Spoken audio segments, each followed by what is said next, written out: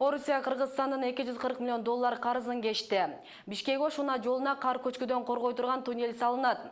Алдыңкы мүнөттөрдө ушул жана башка жаңылыктар менен түз эфирде тааныша аласыздар. Аны мен Асель Бусурманкул кыз алып барам. Амансыздарбы?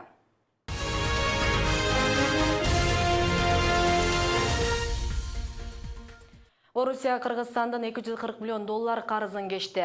Тиешелүү протоколго Москвада Кыргызстандын президенти Алмазбек Атамбаев менен Орусия президенти Владимир Путиндин жолугушуусунда кол коюлду. Маалыматка караганда, муну менен өлкөнүн Орусияга тышкы карызы жоюлат. Жолугушууда Атамбаев жылуу жана меймандос кабыл алгандыгы үчүн орус тарапка ыраазычылык билдирип, бир нече айдан кийин Кыргызстандын жаңы президентин шайлоо өтөрүн эске салды. Өз кезегинде Владимир Путин эки өлкөнүн кызматташуусу мындан ары да күчөйт деген ишенимин билдирип, Кыргызстанда туруксуздук мезгили артта калганын белгиледи. Атамбаев жетектеген кыргызстандык делегация 5 күндүк мамлекеттик сапар менен Орусияга 19-июнда барган. Өлкө башчы Алмазбек Атамбаев Орусияга жасаган мамлекеттик сапарынын алкагында Орусия президенти Владимир Путин менен эки тараптуу бир катар документтерге кол коюлду. Анын ичинде Кыргызстан менен Орусия ортосунда союздаштыкты жана стратегиялык өнөктөштүктү чыңдоо жөнүндө декларация, аскердик техникалык кызматташууну өнүктүрүү жөнүндө келишим, өкмөттөр аралык миграция чөйрөсүндө компетенттүү органдардын өкүлчүлүгүнүн укуктук статусу жөнүндө макулдашуу бар. Мындан сырткары саламаттыкты сактоо, каржы маселелери, өнөр жай жана энергетика, бажы, мамлекеттик каттоо, антимонополиялык кызматташуу жана кылмыштуу жол менен табылган кирешелерди адалдоо, террористтик же экстремисттик ишмердикти каржылоого каршы аракеттенген кадрларды даярдоо тармагында кызматташуу жөнүндө макулдашуулар болду.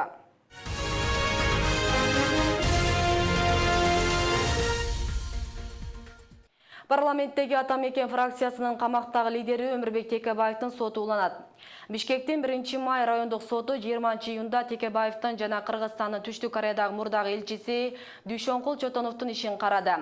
Адвокаттар президенттикке талапкер катары Текебаевдин баш коргоо чарасын өзгөртүп бошотууну өтүнүштү. Сот депутат өзгөчө оор берене менен айыпталып жатат жана камакта болушу шарт деген негизде аны канааттандыруудан баш тартты. Жактоочу тарап буга макул болбой шаардык сотко арыз жолдой турганын айтышты. Бирок сот адвокаттарга бул чечимдин үстүнөн даттануу укугун берген жок. Өмүрбек Текебаев Мегаком компаниясына байланыштуу коррупцияга шектелип февралдын этегинде камалган. Анын ишине байланышы бар деп мурдагы министр жана элчи Дүйшөнкул Чотонов да камалган. Эл өкүлдөрү жол курган жана оңдогон компаниялардын кепилдик мөөнөтүн 5 жылга узартууну көтөрүшүүдө. Бул жол салуунун сапатын жакшыртып, курулуш ишканасынын жоопкерчилигин күчөтөт. Учурда жолдун курулушуна компания 2 жылга чейин гана жооп берип, андан кийинки түйүшүк аларды кызыктырбайт. Бирок транспорт жана жолдор министрлиги буга каршы. Анткени Кыргызстанда салынган жолдордун негизги бөлүгү грант жана сырттан келген насыяга каржыланат.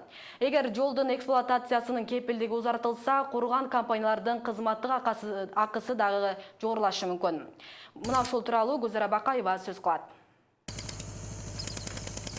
Ишканалардын кепилдик жоопкерчилигин күчөтүүнү парламент депутаттары жөн жерден көтөрүшкөн эмес. Буга 2016-жылы Бишкек Манас эл аралык аэропортунун жолунун курулушу далил. Салынып бүт элек, колдонуудан чыгып, азыр кайрадан оңдолуп жатат. Салган компания Технотоп жолдун 1-кабатын салууда. Жеңичинен иш кылып, учурда кайра оңдоону өз капчыгынан ноябрь айына чейин бүтүрүүгө милдеттендирилген. 2017 жылдын ноябрына чейин кепилдик периоду бар да, дефектный период деп коет.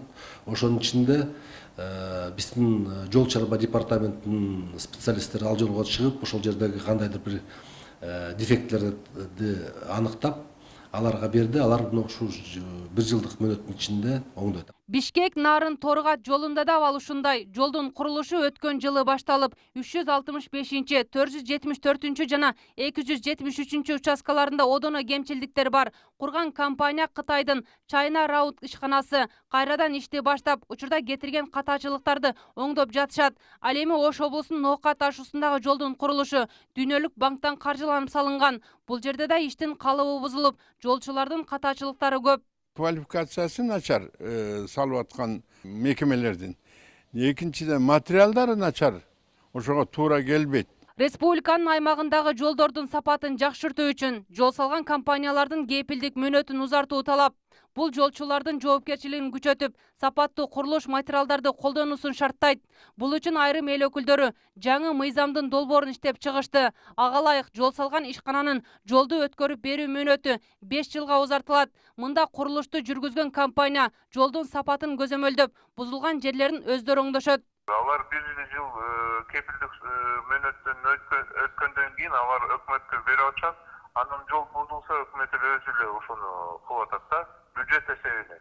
Ошондуктан биз 5 жылга көтөрсөк, биз бир топ акчаны бюджеттен мындай сактап алабыз. Жаңы мыйзамдын ишке ашышына Транспорт жана жолдор министрлиги каршы. Анткени өлкө аймагында жолдордун басымдуу курулушу гранттык негизде жана сырттан келген каражат менен салынат. Эгер компанияларга мындай талап коюлса, анда алардын кызматтык акысы жогорулап, мамлекеттик казына чыгашага кириптер болушу ыктымал. Ошондуктан аталган министрлик учурда жол куруу компанияларынын кепилдик мөөнөтү боюнча жаңы долбоорду иштеп, өкмөттүн кароосуна жиберген. Азыр ошо 1 жыл, 2 жыл болуп атпайбы дефекттик период. Анан ошону узартса, өзүңөр билгендей, ал жолдорду ошол эле салган подрядчик ошол 3-4 жылдын ичинде карап неме кылып турса, ошол жана проектлердин долбоордун баасы өзүп кетет да.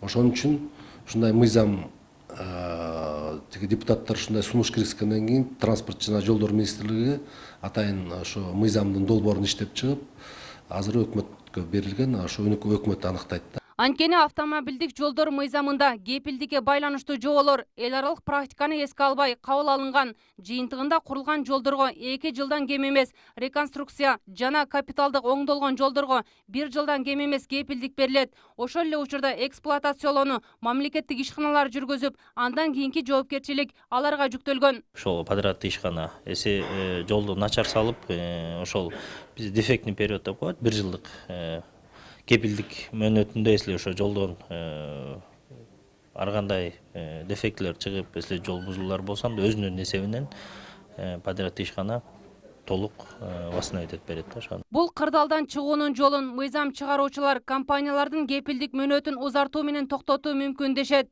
Бул жаңы мыйзамдын долбоорунда кенен жазылып, тараптардын талабы да эске алынган. Эгер долбоорду комитеттер колдоп, эл өкүлдөрүнүн жалпы жыйынында колдоого алынса, жолчулардын жоопкерчилигин күчөтүп, жыл айланбай бузулган жолдордун сапаты жакшырмак. Гүлзара Бакаева, Азамат Иманов, Ынтымак, Бишкек шаары. Кыргызстан чет өлкөлөрдөн алган насыянын 3/1 бөлүгүн жол оңдоого сарптаган. Ага карабай өлкөдөгү жолдордун 80% оңдоого муктаж. Миллиондогон долларга салынган жолду жарым жыл өтпөй кайра оңдоо биздин өлкө үчүн жаңылык эмес. Жол салуудагы негизги сандары жана жагдайларга инфографикада токтолобуз. Кыргызстан жол сапаты боюнча 138 өлкөнүн ичинен 131 орунда турат. Бул КМШ өлкөлөрүнүн ичинен да эң начар көрсөткүч. Жолдордун сапаты боюнча дүйнөдө эң мыктысына 7 балл, эң начарына 1 балл берилсе, Кыргызстан 2,5 баллга ээ болгон. Акыркы 1 жылда Кыргызстан жолдорду ремонттоого 1 миллиард 254 миллион доллар сарптаган. Бул ички өнүмдүн 5тен 1 бөлүгүн түзөт. Каражатка 1200 чакырым жол салынды. Бул республикадагы жалпы жолдордун 4%-на да жетпейт. Ал ортодо дагы 80% жолдор капиталдык оңдоого муктаж. Эгемендик тарыхында чет элден алынган карыздын 3төн 1 бөлүгүн өлкө дал ушул жолдорду курууга жана оңдоого сарптаган. Кыргызстан бул тармакка насыят түрүндө келген 2 миллиард 88 миллион доллар жана грант түрүндөгү 166 миллион долларды иштеткен.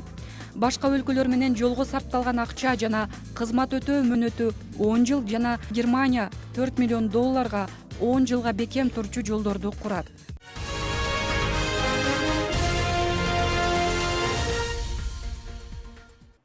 Бишкек Ош-Уна жолуна кар көчкүдөн коргой турган узундугу 460 метрлик туннель салынышы күтүлүүдө.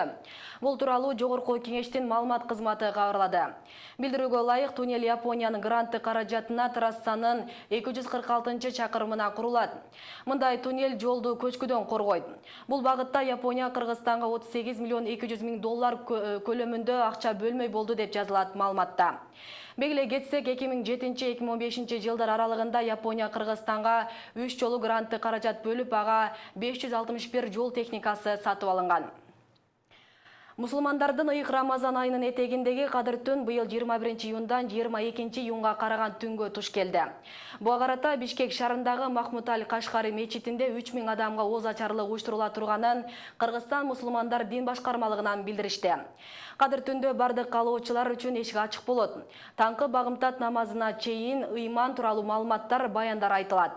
Кадыр түн Орозо айынын 27 түнүндө болот. Мусулмандардын түшүнүгү боюнча Алла Мухаммедке Курандын алгачкы Фатиха сүрөсүн Рамазан айынын 27 түнү түшүргөн. Бул түнү ислам дининин кармангандар таң аткыча уктабастан Кудайга кулчулук кылып, жакшылыктарды тилеп, Куран окушат. Өлкөдө Рамазан айынын соңундагы Орозо ай 25 июнга белгиленди. Мына ушун менен кабарлардын түшкү чыгарылышы жыйынтыкталат. Ушул жана башка жаңылыктарды биздин сайттан да кайталап көрсөңүздөр болот. Ал үчүн ынтымак чекиткеji сайтына башпаңыздар.